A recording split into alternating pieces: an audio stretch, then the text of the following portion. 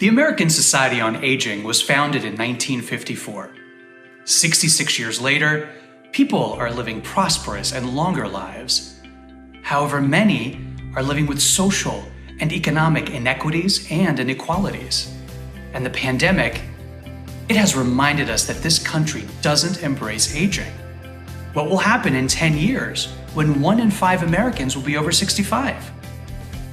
The American Society on Aging is transforming itself to tackle the challenges and invest in the opportunities that this demographic change will bring. The new ASA reflects our year-long programming and meaningful membership experience. The new ASA reflects our commitment to unite, to empower, and to champion all of you. But most importantly, the new ASA reflects our optimism for the future of aging. On behalf of everyone at the American Society on Aging, I am proud to introduce you to the new ASA. Learn more and join us at www.asaging.org.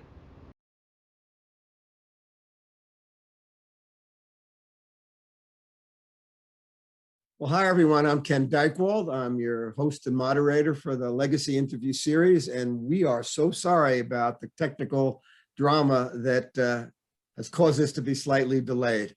But I've got a very special guest today. This is the second in the 12-part series. We can bring up the bio. Today, I'm going to be talking to Dr. Imani Woody, PhD, who's been an advocate of women, people of color, and LGBTQ people for more than 25 years. She served on the board of directors of the Mautner Project for Lesbians, Women in Life Association, Whitman Walker Lesbian Services, and is the former chair of SAGE, Metro DC.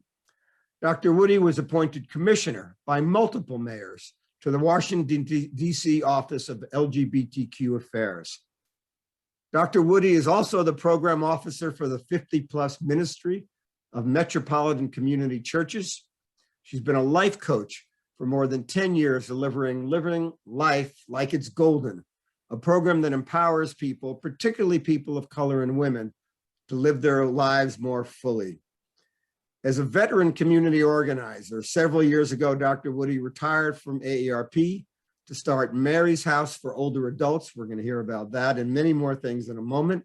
That's a not-for-profit organization with the vision and commitment to serve LGBTQ STL elders experiencing housing insecurity and isolation. Welcome, Dr. Imani. Thank you, Ken. Thank you very much. So before we get all serious and start to dive into some very interesting issues, I've got some pictures. I'm going to bring them up right now. And I don't mean to put you on the spot, but I'm going to ask you to tell me what we're looking at. What? Hold on. Oh, God. Okay. So who is this young gal? I know, right? This? Look at this. This is in a park in Washington, D.C. I think I'm about 21. And then we jump right to this picture. So professional at the Mautner Project for Lesbians with Cancer. I had locks then, Ken. I was going to say, you got your dreads working. Yeah. And there's like a cake in your hand. Was this a celebration of some sort? I think it might have been. I think it might have been. All right, I got another picture to surprise you with here. So who have you got here? That's me and my wife. You see, I love her. You and Andrew have been together more than 20 years, huh? 20, 25 years have been in friendship and relationship and love. Yes. So you got a lot of love on your face in this picture. Yes. Yeah. All right. Are you ready for the next picture? Yes. Who are all these people?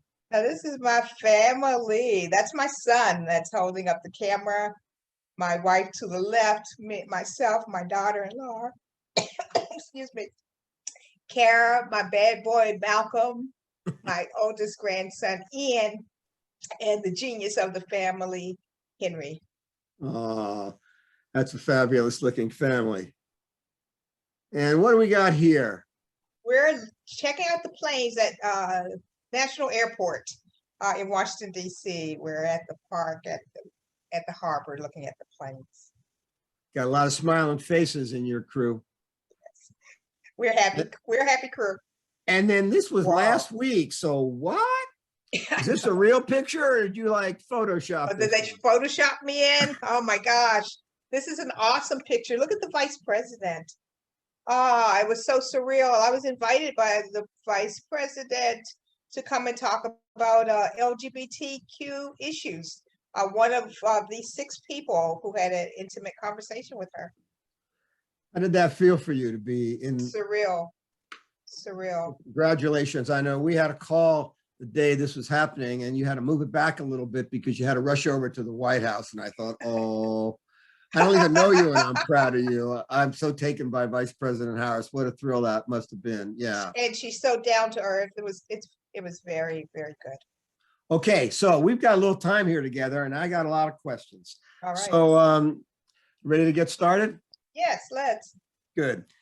So you began as a paralegal and then you pursued your college degree, then your master's degree, then your PhD in human services.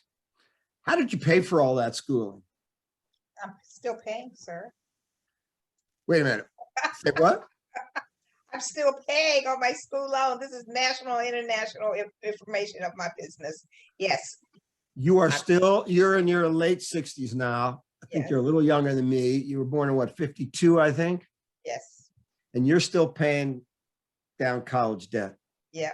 So you didn't have some big old luxury situation where people were paying all your bills, huh? No, that hasn't happened yet. I'm waiting. All right, I'm gonna go down. We're gonna dive in a little bit of deep water here for a second because I've been reading about you and studying you, and so let's back up a little bit. You're 10 years old. Your father rushed your sick mother, Mary, to the hospital closest to your DC home, but they refused to admit her because she was Black. He then drove his wife, his dear wife, and all the children to a hospital that accepted colored people, as was the terminology then. They put her in the hallway and she died waiting for care. How did this tragedy impact you and your life's work? Wow. You know, no matter how often I hear that story, it still breaks my heart that it happened and happened here in the United States and it happened in my city of Washington, DC, and it still happens in places. It just breaks my heart. And I think as a little person, I didn't know that. The story came out later for me to really understand what happened. So inequity. So it changed my relationship with the God of my understanding, because I could not imagine how a God would take my beautiful, happy mother and their 5 kids to raise. And the youngest had my mom died in, I want to say May 31st. And my youngest brother had turned 1 on April 26th. Wow. So from a 10-year-old to a 1-year-old and 5 kids. And it made me responsible immediately for other people. My pop still had to work. We still had to go to school. So he still had to keep us up and go to work and do all those kinds of things. And so I learned how to make tomato soup out of ketchup. I learned how to fry hamburger at 10. I could do so many things. I learned how. I started writing plays, and I think that was the beginning of my writing career, becoming an advocate for my siblings. My dad was a Pentecostal minister, very strict. And I think he thought his home and his life should still run the same as if he had a wife. And so that was pretty hard. As a 10-year-old grieving your mom, you all of a sudden became sort of like the new parent to your siblings? Absolutely. After having a carefree life, right? The only thing I had to do as a kid in terms of chores, my mom had ribbons in our hair, so I had to wash our ribbons and iron our ribbons. That was my only chore. What the hell? And then I learned how to make beds and do laundry and da da da da. So you are almost a bigger than life human. You have been battling causes and issues and trying to establish justice for people who often don't get it your whole life. I guess it would seem that perhaps that tragedy you went through maybe opened you up to that or lit your burners. Can I ask you a few questions about the causes you've been in the middle of? Would that be all right? Sure. So as I study you and I see your beautiful countenance here, I realize that you've probably faced some adversity as a Black woman, and you probably faced some adversity and discrimination as a lesbian. And now you're an older woman. How do these different discriminations and prejudices stack up or feel? Or what's it like to have to kind of contend with all of that while you're trying to make a life for yourself and your loved ones? Wow, that's a great question, Ken. It's multifaceted, just as I have all these intersectionalities. Oh, I can't even start. So I was female. Is one of them worse than the other, or? Yeah. Let's kind of do it like that. So the first that I realized that I was female and not a boy is because my brothers could go without their shirts, and my sister and I always had to wear blouses. What the heck? We aren't the same kind of hot, but my dad wasn't having that, etc. So that's the first kind of inequity. And I've always been Black. And so, but that female was first, and then I realized I was Black in terms, I think perhaps during the March on Washington, the folks came through we could see them from the back of, which is now going to be Mary's house, and we saw the marchers, and I ran and told my mom, I think I just saw a white man.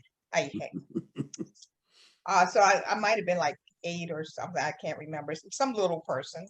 And she just kind of looked at me and said, she was making beds. Was that man the color of the sheet?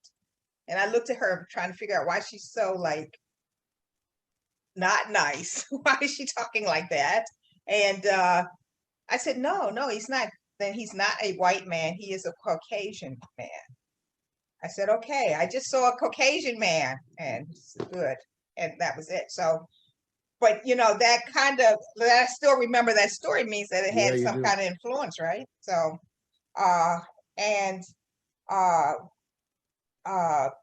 that and my mom not being able to go to that hospital, being turned away from that hospital, that's a Black thing. And being lesbian, not so much, because I don't look like a stereotypical, I'm not white, I'm not male, I'm not young, I'm not rich. So I don't check any of those boxes walking down the street as a lesbian. My wife, however, has more male identified traits, I think. And so when I'm with her, then I can be seen as a lesbian. And as an old person, thank God for the resilience of these other intersectionalities, because man, the erasure, the things like, this is not my natural hair color, like if you didn't guess, because the ageism is just so bad.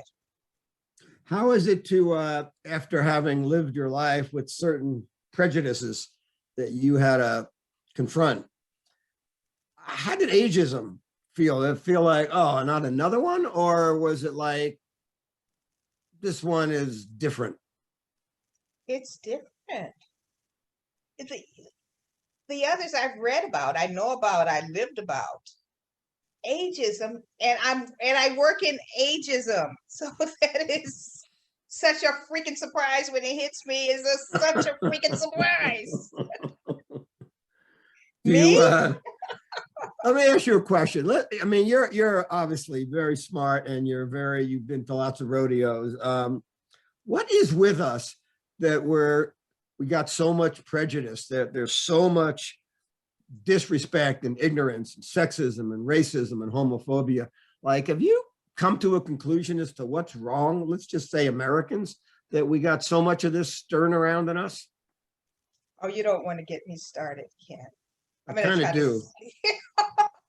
So I kind of think it's I I think it all kind of boils down to money and greed. I think that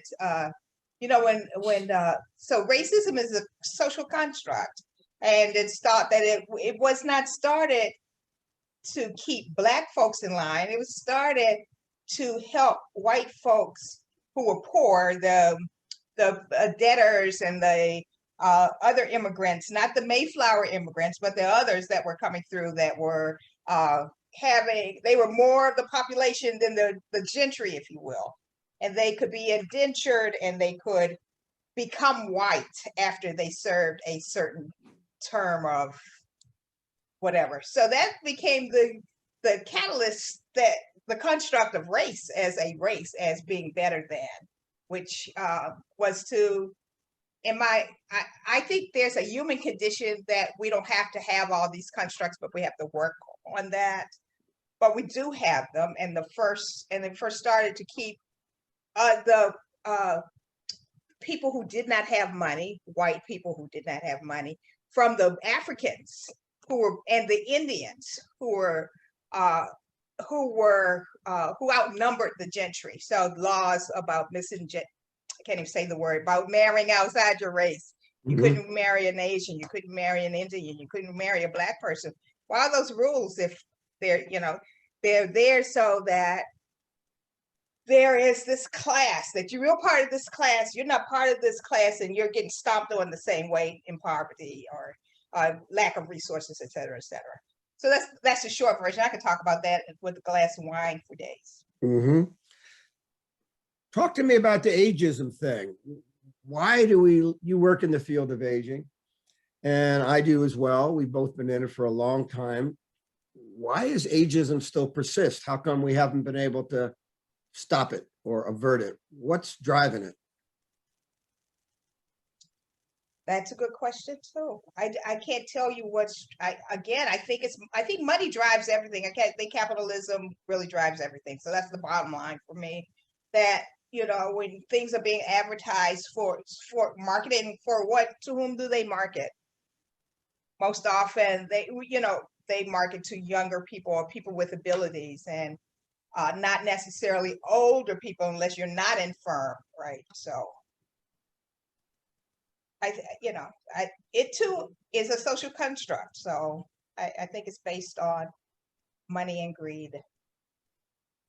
So let's dive in and a little bit turn down one of the streets in this discussion. As I have read your work and listened to many other interviews you've done, you call attention to why and how serious it is that LGBTQ elders are often treated differently when they're seeking healthcare or social services or nutrition or financial support or housing. Give me some examples of that, or for those people who are learning from these sessions, there'll be a lot of students on the call and people from various countries. What are your thoughts about that kind of making life harder for older adults who are LGBTQ? Why would we want to do that? That saddens me. Why would any person want to make any other person's life harder? Why do we think that we're superior on some level? We're better than those of the other. So some examples. So it's the world today seems very different than the world I grew up in. And the world before me during the Eisenhower times, where Eisenhower did some executive orders that made it a crime, made it so that one could not be employed as a homosexual, in the same category as a pervert. And that was the law.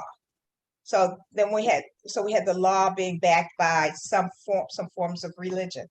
And those two things still present themselves to disenfranchise LGBTQ folks in those areas that you just named: housing, healthcare, even children. I have friends who lost their children because they were deemed to be a homosexual and unfit mother.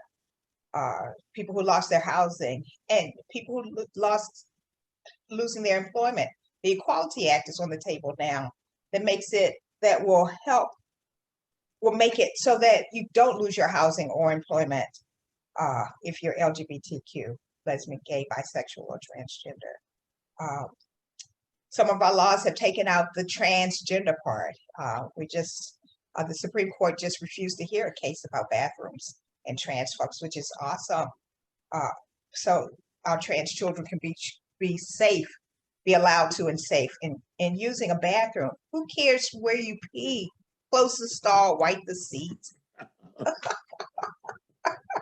Oh, yeah. So let me ask a follow-up question to this. So your friend, my friend, Michael Adams, the new incoming chairman of ASA, gave me sort of a lesson a few months ago about how many LGBTQ elders in the SAGE organization, which you're involved with, are concerned about senior housing, are concerned about assisted living or nursing homes, because there are stories of abuse. There are stories of people working in these environments, many of whom might be spectacular people, but some who are not so nice. Do you hear about that as well? I do. And it's one of the reasons that I created Mary's House for Older Adults, building housing. And the first housing will be in Washington, DC, communal housing, because I believe in families for LGBTQ, SGL, same gender loving elders in our nation, so that we'll have a quality way of life.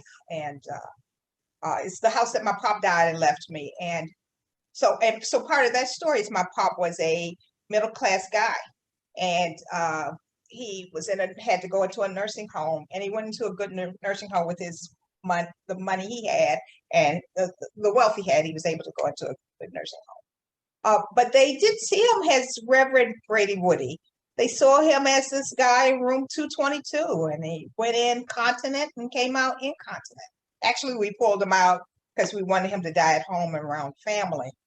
But we hear stories of that every day. And the nail in the coffin for me to build this house, and it was that there was this upper class white guy who was gay, a colleague, and he died in an upper class retirement facility.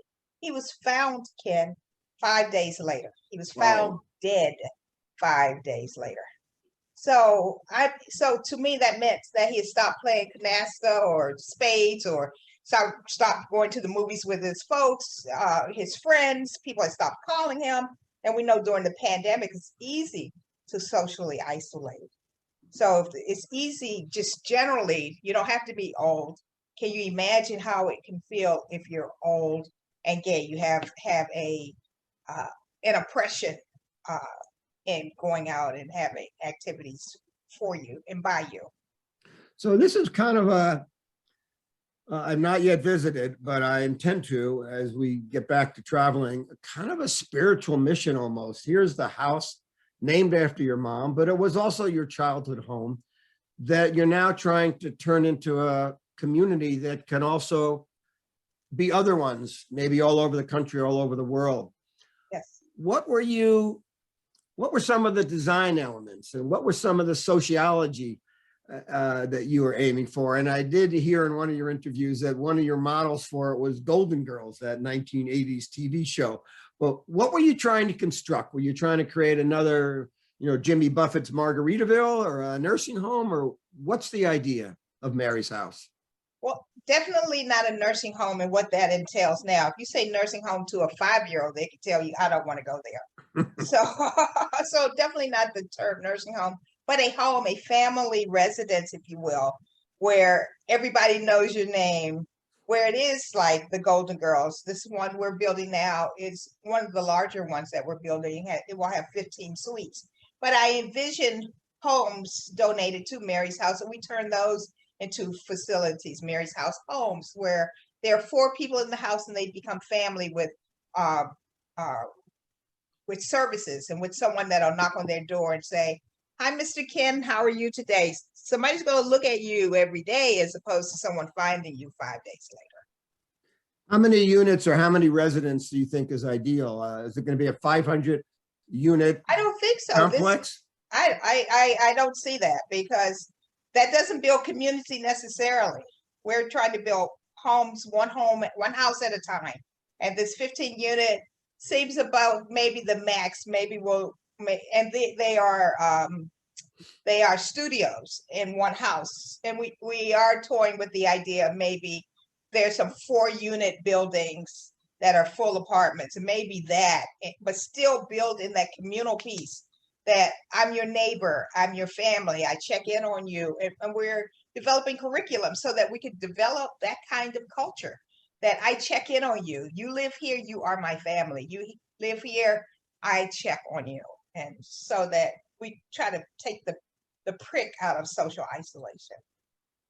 So I respecting you as an elder, I kind of feel like you have been through some things and you're coming to some insights that I could benefit from, and maybe everyone who's going to follow these programs.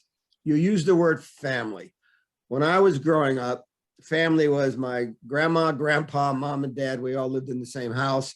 And a little later on, we watched the Leave It to Beaver show, and they were all white people. And, you know, Black people had domestic jobs, and there were no gay people, and family, the way it was defined. What do you mean by family? And we saw those beautiful pictures of your family. That was an interesting portrait of humanity. So what is family? When you say family, and if we have social workers or psychologists or urban planners who are learning from these sessions, what do you, Dr. Imani Woody, say we ought to keep in mind when thinking about what a family is? Thank you, Ken, for that opening. So when I think about what a family is, I think about who's close to me. And when I think about LGBTQ SGL elders, I know there's a gentleman in the Mary's House family that has said he's lost 100 friends to the AIDS epidemic, to that virus. He's lost 100 friends. He said, I have new friends. However, they're not my age. They're not my peers. So he's lost 100 friends. There are tales of, people are completing powers of attorney for healthcare. They go into one of our offices, our partner offices, and they ask the attorney if the attorney could be their next of kin, because they don't have next of kin. And you probably heard this from Michael at Sage, that most elders don't have children. Like, I took care of my pop, right? When he was old, I took care of my stepmother. Because children are expected to take care of their parents. But if you don't have parents, and that's the commonality for the silent generation, indeed, some baby boomers, but the silent generation, indeed, if they were gay, most likely they don't have biological children. So I call family, there's your biological family, and then there's the logical family. That family that you call at 3 a.m. that's not necessarily your sister, but you can call her, him, or they to see what's going on, or to give you help, take you to the store, and that kind of thing. And at Mary's House, we're creating this program that we're trying to augment that logical family, because people are alone. This pandemic has made many people just solo and alone that we call on a regular basis. So we are creating family outside of the Mary's House physical structure, but we call, we check on, we go to buy groceries, we pick up prescriptions, those kinds of things. And those are the kind of things as social workers, city planners, think about.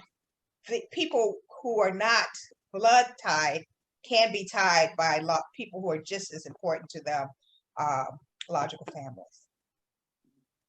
Fantastic. We're just finishing Pride Month, which I guess was initially instituted in 1999 by President Clinton. So more than 20 years now. What is it that Pride Month causes you to feel? And what is it you think that people who are not LGBTQ might do more thinking about or reflecting on during Pride Month as it comes around each year? That's an interesting question. So I joke, this is a joke, that I am so busy doing Pride Month because, I'm this big lesbian, and I am so busy doing Black History Month because I'm this big Black lesbian. So, so the rest of the months, I'm just regular busy. So I'm this all the time. And so I would alert folks to understand when I was doing some research, one of my research projects, I was looking for gay people. And I was going into nursing homes looking for gay people and retirement centers. And the administrators would inevitably say, we don't have any gay people here. Or, I don't know, we treat everyone the same. And I'd be in a place where I would know with my gaydar that there's a 98% probability that that person is gay, lesbian, bisexual, or trans. Wouldn't out them, but I would know that. But that meant that they weren't living their full lives. They could not be out because there was no space in that place for them. There's been some cases you probably heard, Ken, that people want to go into a retirement facility and they are harassed because they are gay. There's this one story, this woman went in, her partner died, and she showed a picture of her son, and the resident said, oh, that's a great picture of your son. I know you and your husband are so proud. And she said, we are proud, and it's me and my wife. It went from sugar to not sugar very quickly because she ended up in a lawsuit. So she took it to Lambda Legal, which is awesome because most people just go back into their corner and take the crap. Is it that people are just mean or prejudiced, or they just don't know better because some of this is so new? You know, me and your friend Persist Stanford. This is what Persist told me. Who'll be one of our interviews, and he's a great man. He's fat. He is the person. Persist Stanford said one time in a conversation. He said, "People say it's so new, people can't change. They don't know any better." He said, "But that's not true." And I'm paraphrasing him. He said they change their cars. They don't drive Model Ts. They change their hairstyles. They don't, whatever, crew cuts, I don't even know what he said, but change their hairstyles, and they change their manner of dress. Basic things, basic thinking, so they can change what they think. So they hold on to those old thinking because it's comfortable. When you look at the younger generations that are, the demographics, but if you look at the 75 and over America, it's about, and has always been, about 82% white. But then you get down to the younger generations and it's becoming majority, and also a greater openness about sexual fluidity and identity and all sorts of things. Do you think that as we simply turn the corner from generation to generation, that we will be more open-minded and more respectful of people who might be different than others? There was a point I would have said yes, and then I saw the public lynching of George Floyd. So I have to say no. There are people who, yes, they've changed, and there are a lot of people who have. But as a country, that could happen over and over and over with impunity to Black people, with impunity to non-white people, my answer would.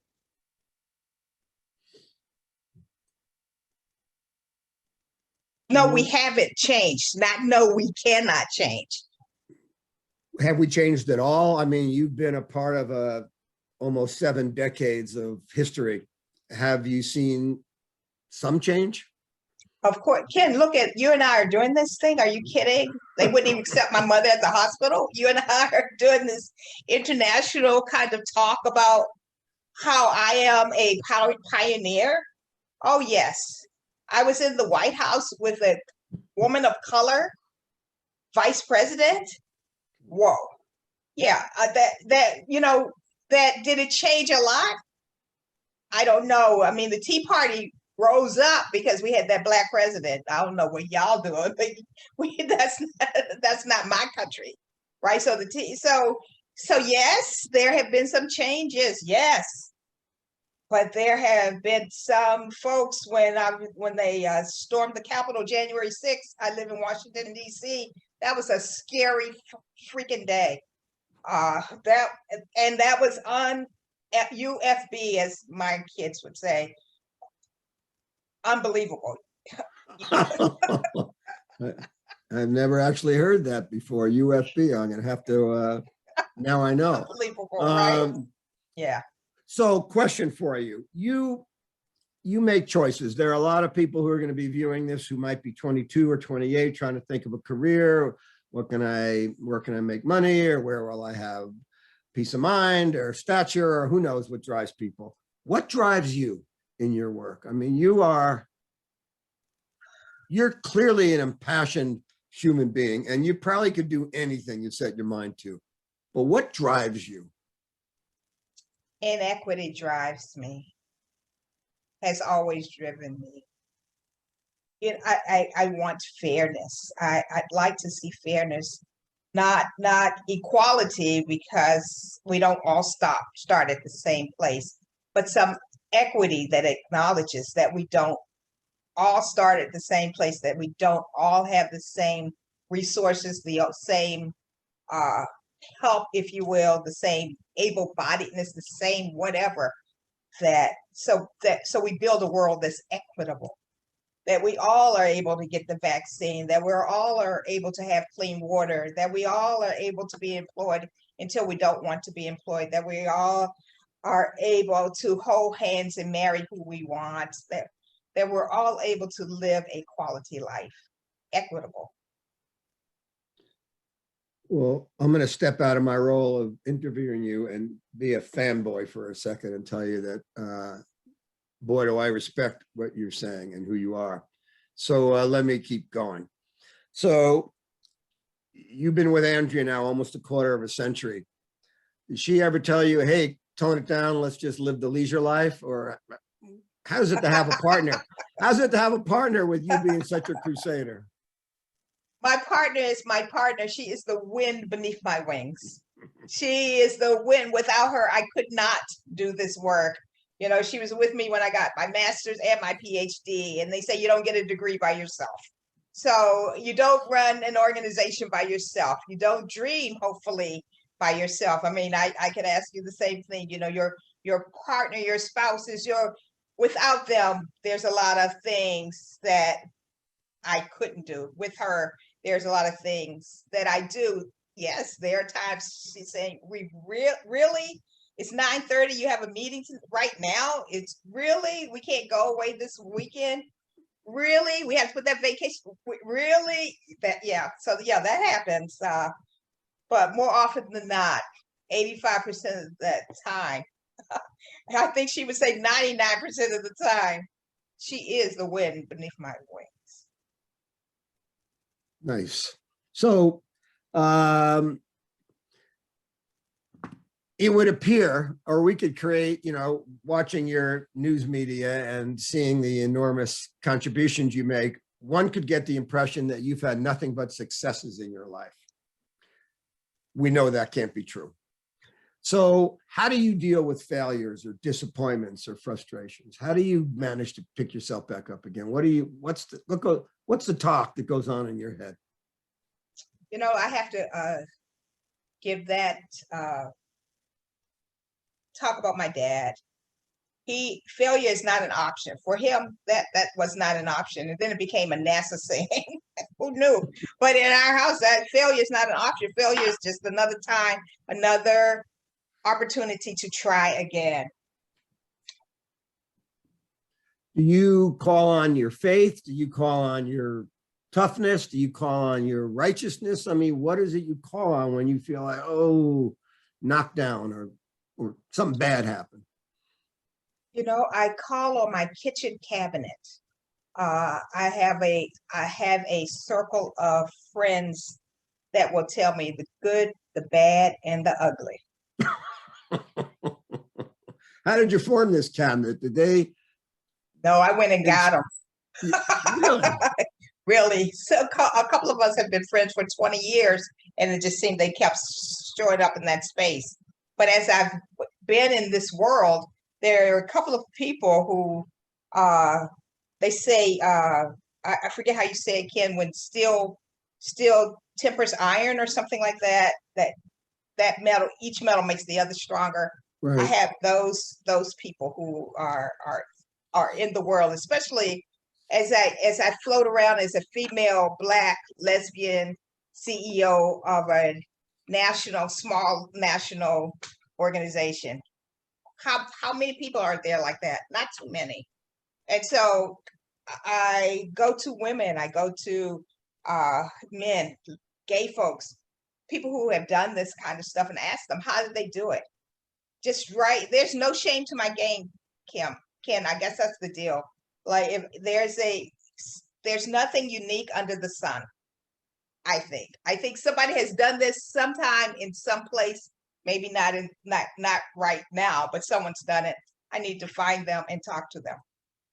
And I had that small kitchen cabinet that I go to first to make sure that I'm not being gaslit, that I'm not full of myself, that I'm not, that I am honoring myself, that I'm being kind to myself, and that this is the truth. My truth resonates with their truth.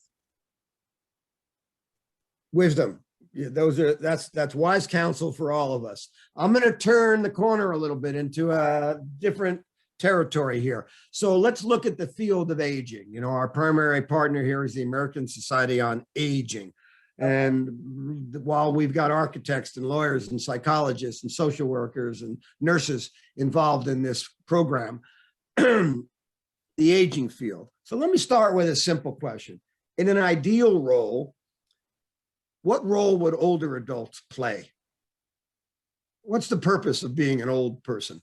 What should it be?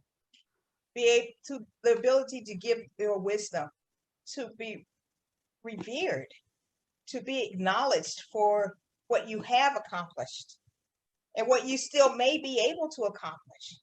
You know, in our society, it seems like when you get old, what you did before doesn't matter. You have to continually do stuff. And there's a place, kid, I don't know whether you're looking for, but I see it on the horizon. I just want to sit there and people just remember what I did, not talk to me. Hey, Miss Imani, how you doing? I'm gonna smack somebody. Everybody's been duly warned. All right.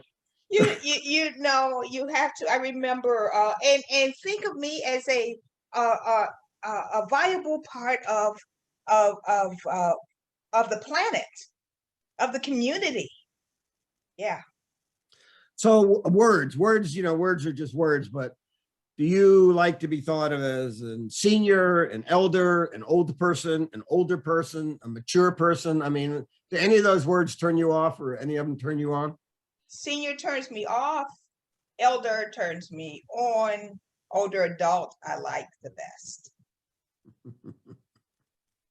Okay, so we got 1 billion people in the world now over the age of 60. So not only are there challenges for older people of color or LGBTQ or people with certain ability limits, but we got the whole world contending with more and more older people as part of our humanity. Yeah. What kind of changes do we need to make in this world to be more comfortable being 5 and 6 generational? What would you do if you could wave your magic wand, whether it's over healthcare or urban design or family planning or anything, to have us be more tuned in to this age wave that's happening?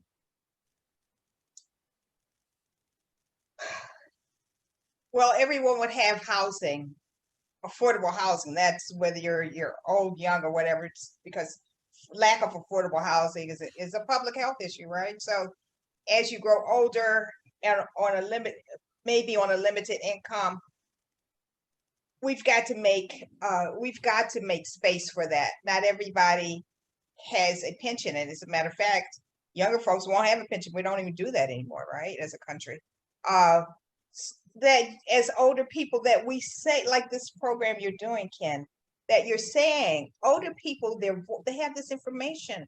let's get this information before they die. I saw I don't know what country this is in, but I thought it was terrific. They had older hours where people would sit in chairs, and instead of taking out a book, you talk to the person. So you talk to the old person for a half hour or so. I thought that was the most interesting thing I've seen. There are playgrounds for older people. I have a 3-wheeler on my front porch. I love it. So playgrounds where swings for, it's not just so you don't look crazy playing with the 5-year-olds, or people won't look at you oddly. So we have parks for kids and we have parks for older adults. That we have times where older adults meet. Movie times, like AARP does a good job, movies for grown-ups, right? That is the most outstanding thing. And that is free if you're an AARP member. Those kinds of things. We just need to build in space that old people exist. If you live, you will become one of us. And what kind of world do you want to have?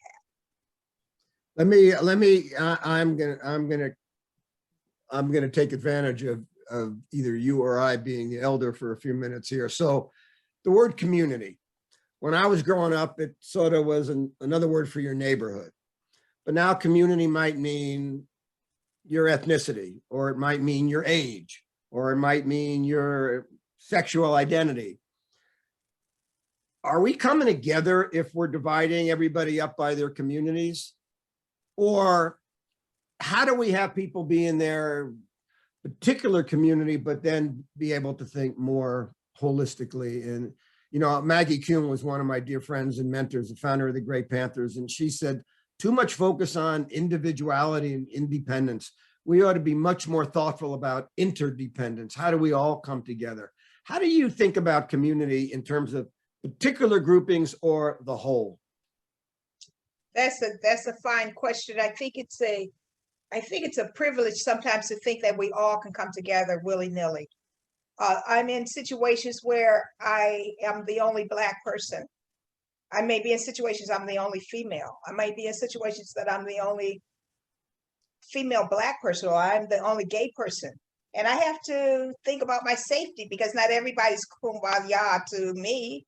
Mm-hmm. And so instead we get that humanity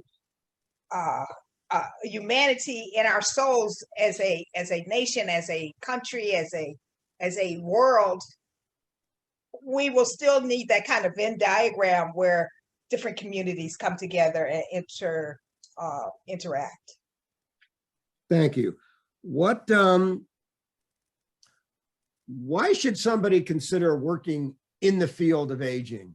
And the field could be all sorts of different on-ramps and off-ramps and dimensions. It's not just working at a senior center, or not just working in a housing involvement, but what counsel would you give, or what could you be a cheerleader, or maybe not, about why we need more talented people working in this field? That I like that. I think everyone can be a cheerleader for aging. And this is what I mean. And I am at meetings sometimes, and I'm the only, whatever that is. So what I bring is my sensibility of being a Black woman, being a gay woman, being an old woman, being whatever I am. I bring my sensibility. So if something ignorant is coming out the box, or some policy that just doesn't resonate with me, not that I represent the whole of any community, I can lend a hand. So I think every person, because we're all a part of that community, or will become a part of the aging community, we can all become cheerleaders. And when you hear something that seems like that it needs to be pushed because it could help elders, or folks are not thinking about old people, I as a person in the world can think about old people or think about aging issues and raise my hand and say, you know what, this population we haven't thought about. Or yes, that's a great idea, because in addition to helping elders, it will help this person, like the street cuts long ago. Remember, they just thought they would help people with disabilities, but I use them with my bike. Young mothers use them with the baby carriages or strollers, so everything that we do in a positive light will help all of us. What's that thing that says a high tide floats all boats? Yep. Yeah. Yep. So I got just a few more questions to go. We got a little bit of time still, but Okay. talk about a word mentor. Have you had any, I guess you get your kitchen cabinet, but have you had any mentors in your career, in your life? And what advice would you give to young people with regard to having one or several mentors? Go get one or several mentors. Why? Because Why? you don't know, one doesn't know everything. There are things that if you need to know something, find someone who has that information, you think that has that information. I spoke on this earlier. If you're trying, like something clear, I'm gonna share this example. A fellow friend, VP of a company, was talking about how he had this mentor, this white guy. My friend is a black guy. And he had this mentor, this white guy, and they were in a meeting and something was wrong with his collar. They were in a high profile meeting. Something was wrong with his collar. And the mentor was the supervisor to this other person who brought him in. And the mentor, this white guy, said to the guy behind the supervisor, "Why do you tell him about his collar?" I'm making it really simple to say that's what a mentor would do. And he was having my friend at this meeting for something on the organizational career uplift, but something simple as his collar was in his mentor's idea of, this is part of me helping you move forward. So a mentor that helps you talk that ASA lingo, for example, or talk that language that'll help you push that pink ceiling out of the way. Get those mentors, talk to those people. And I don't know about you, but I found, Ken, that I have never went to someone, asked a question or asked if they would be my mentor. After defining, that might mean a phone call, that might mean an email once a week, that, you define what that is. No, I have never met anyone that said, had told me no. Really? Really? Well, that might be just because you are you, but you know what? I've had the same experience that people like to share, they like to pay it back. They like to reach out and give you a helping hand. And I find all too often, most people just don't seek it out. Right. But yeah, I hear you and I'm with you. So I'm going to ask you another question, and then we're going to go into a round of some last kind of personal things about aging. But here's the question. From all of your decades of doing all that you've been doing, thinking about the next generation of change makers in the aging field, what advice would you give them? If you had to give one piece of advice, so here's the Dr. Imani Woody, hey, you people who want to be change makers in the future in this field, here's the advice I'm going to give you. What would it be? Ken, I don't know what to say to that. I don't. I know I can't have caught you speechless. Speechless. I don't have that wide frame for advice. Besides, what came to me, and I'll share this, is be authentic. Don't wait to be an old person to be authentic. Bring I think that might be my only regret, because I was too scared to be Imani. God, am I being too black? Am I being too loud? And am I being too gay? Am I being too fat? Am I being too but now, if not now, when, right? So this is a great time. If not now, when? So I am too black, too woman, I am my authentic self, whatever it means that day. And so I would say to young people or people who are looking to make a change, because people see the authenticity in change. The young woman who's doing climate change in, I want to say Norway, but that might not be right. Greta Thunberg. Yes. Yeah. Scandinavia. I think Sweden. Yeah. Sweden, right. Yeah. She and some other young women, there's a young woman of color who's also working on that. They're bringing their authentic selves to the table to make these changes. Agreed. All right, so let's go into a couple of learning from you in your own personal experience of aging.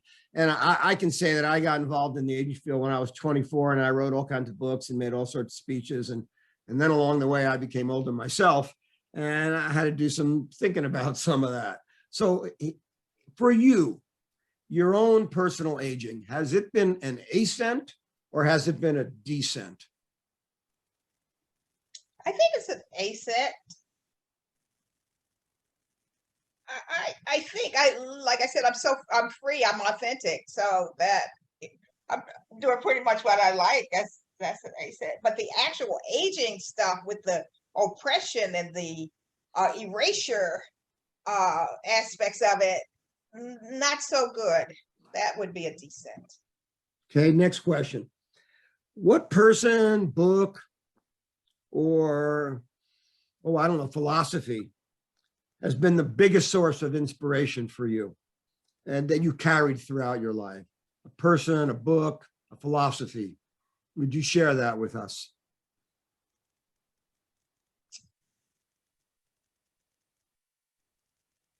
Two women authors, I think.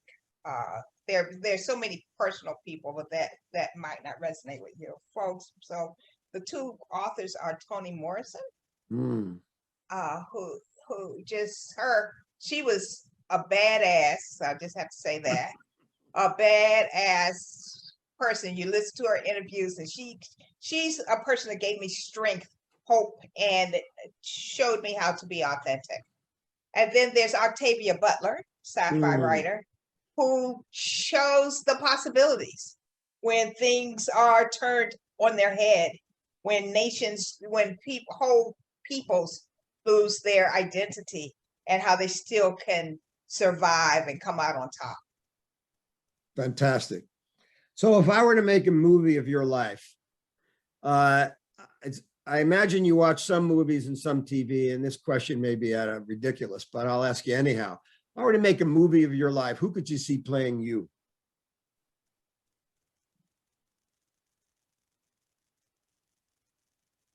You know, who could play me right? I can't even say her name. I can't even. She is the it girl, and she's our age, and I can't remember her name. Black woman. She played with Denzel and got an Oscar, I think, for that performance. But I can't. I can picture her. You can picture her. Gosh, that is so awful. But no, we got her in mind. Okay. Next question. Think back over your whole thing so far, and you might live another 50 years, you might live another 50 days. I don't know. I don't have control over time and space, so I have no way of guessing, but or imagining. What are the three major contributions you've made so far, do you think? As you think of your own legacy, what are the major contributions that you have put into this world? My son and that family. Mary's house I'm building now. And the ability to see the possibilities in friends and colleagues, and to be able to coach folks to be authentic. I think that might be. Two more questions. Thank you for that.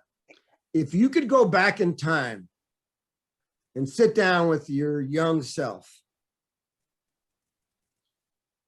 and tell them something that you think would be fundamentally important to them, what would it be?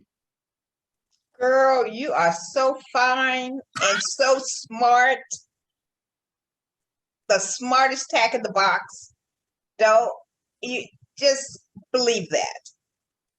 Because I'm not the smartest tack in the box, Al. Oh, I get you. I'm with you. All right, I'm going to stay on that same question. It's not the last one, but I'm going to twist that another way. So now you're with your young self, and your young self is asking you, so what did you do in this life up until your 69th or 70th year?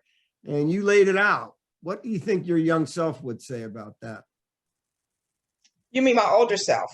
What would your young self say, knowing what you have accomplished Oh, and no. lived? Oh, whoa. We might not be even having this conversation, Ken. I'd be looking from some in Palm Springs at some mountain writing. Mm-hmm. That's what so my young self, I will say, tell her that will allow you to write your book and to rest and relax looking at mountains and palm trees. Okay. So my last question. Your question, or did I go somewhere else? You went a little somewhere else, but I like where you went.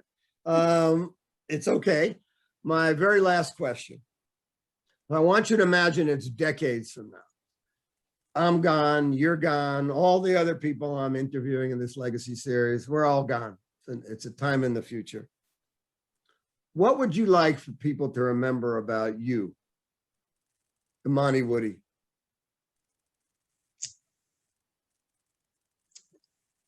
She was a good person. She fought for the underdog her entire life. She made some real policy changes that changed the world. I want to say it is an honor for me to be able to spend this time with you. Your honesty, your authenticity, your badassness soar. And so I look forward to meeting you and getting to know you better when we come fully out of this COVID stuff. So thank you for joining us in this legacy series. Wish you and your family only the best. Thank you, Ken. I appreciate the opportunity. Thank you.